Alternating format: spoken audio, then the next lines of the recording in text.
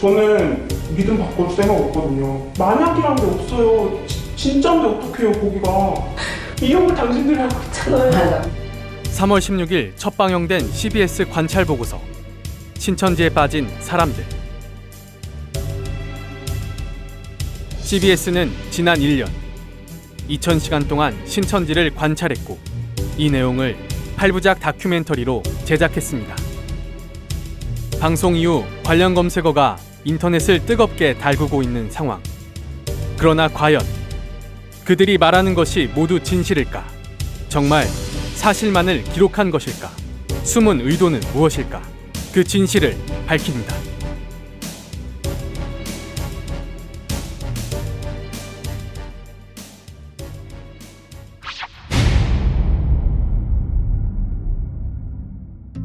CBS, 대한민국의 대표 개신교 방송이라 자부하는 그들. 정도 언론, 따뜻한 방송, 스마트 미디어를 표방합니다. 그러나 웬일인지 최근 CBS는 자중질환에 빠졌습니다. 사측의 이중잣 때에 양심 있는 사원들이 화가 난 것입니다. 지난 3월 10일 CBS 노조가 발표한 성명서. 이단성 논란이 있는 순복음 서울 진주 초대교회 전태신 목사에게 월 800만 원의 후원금을 받고 설교 방송을 내보낸 CBS 이재천 사장의 결정에 대한 논란입니다.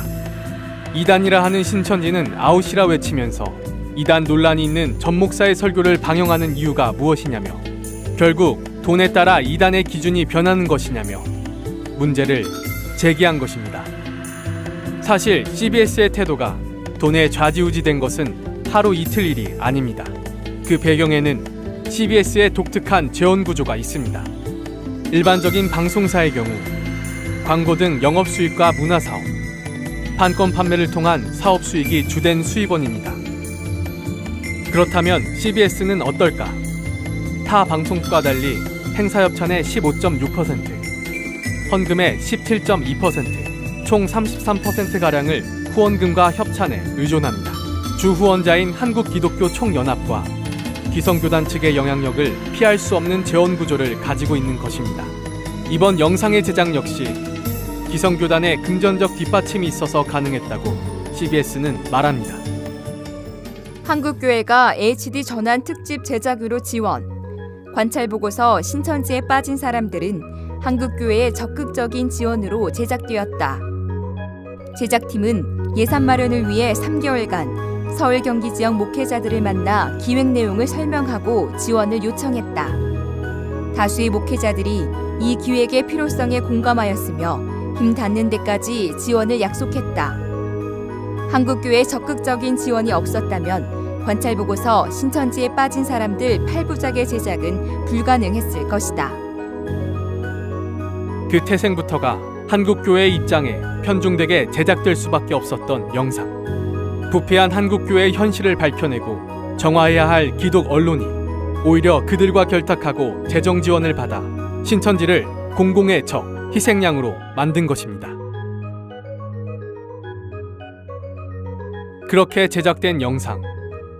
매 회차 방영 후 CBS는 자신들이 한국교회를 지키고 있다며 후원을 요구하기까지 합니다. 이에 CBS는 한국교회를 무너뜨리는 이단 신천지에 맞서 그들의 실체를 폭로하고 폐해를 널리 알리는 신천지 아웃 캠페인을 3년째 벌여오고 있습니다. 즉 CBS만이 꿋꿋이 이 일을 해나가고 있습니다. CBS는 앞으로도 한국교회의 소중한 신앙을 지키는 일에 최선을 다하겠습니다. CBS의 이 같은 다짐과 노력이 흔들리지 않도록 성도 여러분 많이 기도해 주시고 든든한 힘이 돼 주십시오.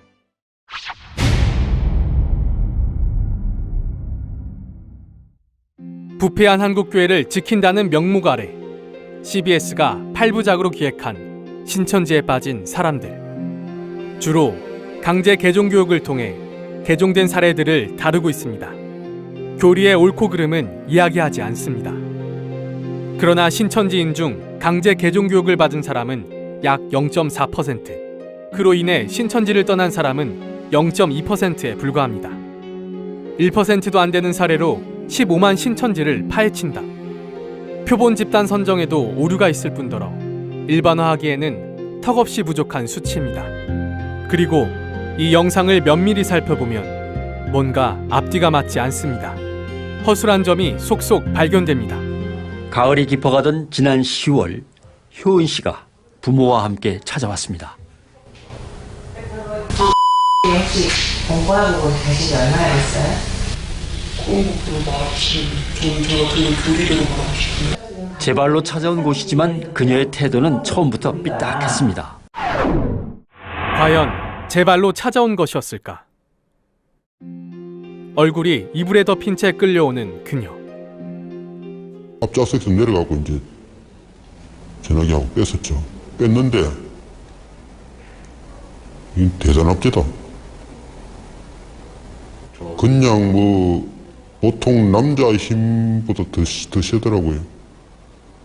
저항이 그리 강력하게 하고 또 저도 뭐 차고 뭐 엄마 뭐 물고 동생도 물고 이런 정도 갔으니까 그때부터 완전히 뭐 진짜 정신병자같이 설치됐으니까요. 핸드폰을 빼앗아 외부로부터의 연락을 차단하고 강력한 저항에도 불구하고 강제로 데려간 곳임에도 제 발로 찾아갔다고 이들은 말합니다. 상담하는 내내 딴 생각 중인 그녀. 사실 신천지에서는 이단 상담소에서의 대처법을 가르친다고 합니다. 여기 오면 감금하고 폭행하고 그렇게 해서 약을 먹여가지고 사람을 이렇게 싹 돌게 해서 개종을 시킨다. 뭐 이런 식의 교육을 많이 시키고 있어요. 마치 개종교육 현장에서 감금도 폭행도 일어나지 않는다고 말하는 개종 목사. 그러나 이상하게도 개종교육을 받는 그녀는 교육이 진행되는 일주일 내내 같은 옷을 입고 있습니다. 그뿐이 아닙니다. 대상자들은 하나같이 교육을 받는 기간 내내 가족과 함께 있습니다. 부모님은 생업까지 포기한 채 교육 모습을 지켜보고 자녀를 다그칩니다. 그런 얘기 하지 말고, 자, 내가 물어봤잖아요. 물은 것만 답하면 돼요. 주거 안 주고. 확실하게 해봐. 너 주거 안 주고. 대답 못 짧게 해봐라. 뒤면 뒤가 아니면 해봐.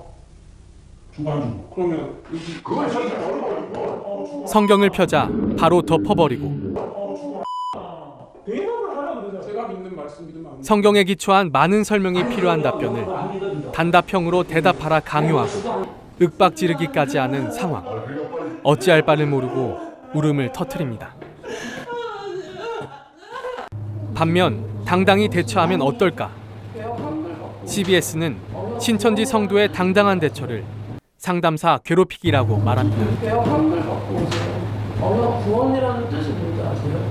왜 지금의 말씀을 받는지 아세요? 그래서 거절하는 사람이겠죠. 개종 목사는 당황하기 시작하고 그럼 저는 가도 되나요? 부모님이 내가 그렇게 강제 개종 교육의 불법성은 피해자들을 통해 수차례 고발된 바 있습니다.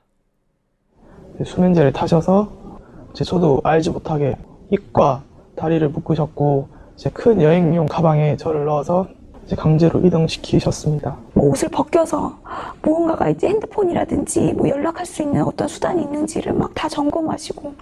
그러니까 그 전도사가 하는 말이 자기는 빠져야 되겠대요. 자기가 여기 끼면 여전히 심각한 후유증과 트라우마에 시달리고 있는 이들은 강제 개종 교육을 조장하는 CBS의 보도에 또다시 상처받고 분노하고 있습니다. 교단이 다르다는 이유만으로 신체의 자유를 억압하고 인권 유린을 자행하는 강제 개종 교육. 감금, 폭행, 욕설, 인신공격이 난무하고 개종 목사들은 그 범죄 행위가 드러나 수차례 판결을 받았습니다. 과연 이들이 개종 교육을 할 자격이 있는가? 심각한 의문이 듭니다. 그러나 CBS는 강제 개종 교육 현장에서 일어나는 불법 행위는 외면한 채 개종 목사들을 주요 취재원으로 사용하고 신천지에 대한 공포심을 자극한 후 이단 상담소의 연락처를 소개합니다. 이번 프로그램의 진행을 맡았던 변상욱 CBS 콘텐츠 본부장은 한국기자협회에 글을 한 편 투고했습니다. 기사 제목은 우리는 다시 진실로 돌아갈 수 있을까? 그는 객관성과 공정성의 추구에서 가장 뒤처진 분야가 저널리즘인 것만 같다며 21세기에 접어들어 이 나라의 저널리즘은 진실에 접근하는 일이 점점 더 어려워지고 있다고 말합니다. 그리고 이 글이 업로드된 것은 공교롭게도 이번 CBS 다큐멘터리 방영 첫날이었던 3월 16일이었습니다. 거짓과 왜곡, 편파 보도의 늪에 빠진 CBS. 그러나 언제까지나 진실을 거짓으로 덮을 수는 없습니다. 언론으로서의 양심, 그리고 사랑과 용서를 실천하라는 기독교의 정신이 기독언론 CBS를 바른 길로 인도하길 바랍니다.